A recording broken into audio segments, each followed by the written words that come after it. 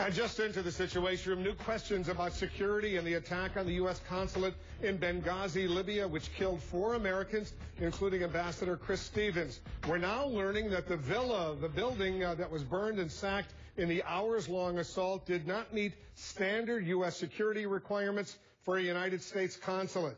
CNN's intelligence correspondent Suzanne Kelly has been working the story for us. Suzanne, what are you picking up? Right, Wolf. Well, we are learning that the mission in Benghazi was operating under a security waiver at the time, and that is, it basically means that the typical security standards that would have been required at other diplomatic missions did not apply in this particular volatile area, mainly because the villa, which was being used to carry out the U.S. mission there, was temporary in nature.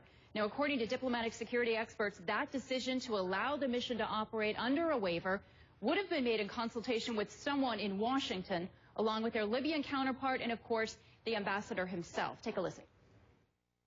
Someone made the decision that the mission in Benghazi was so critical that they waived the standard security requirements, which presents unique challenges to the diplomatic security service, as you can imagine. Now, if you think about those unique challenges from a security perspective, a typical security standard would include things like barriers surrounding the facility, a safe room, and there would have been multiple layers of armed security, Wolf. So what kind of security did it have? Well, we know that there were 3 armed Americans who were assigned to that embassy full-time to protect that location, as well as 2 Americans who were traveling with Ambassador Stevens. There were also 4 Libyans armed who were assigned to protecting that facility full-time. Now, it can take years for a U.S. embassy to meet the pretty stringent security standards that are required. And as we know, this mission hadn't been operating that long, Wolf. But this wasn't an embassy. This was a consulate. There are the same requirements out there for a consulate and an embassy, because the embassy is in Tripoli. This was a consulate in Benghazi. Not if it is a temporary location, which is one of the things that they pointed to.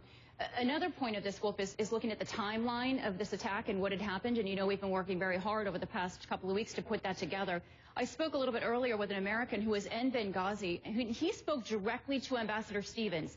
By his account, it would have been about 45 minutes before this attack took place. Some interesting clues here.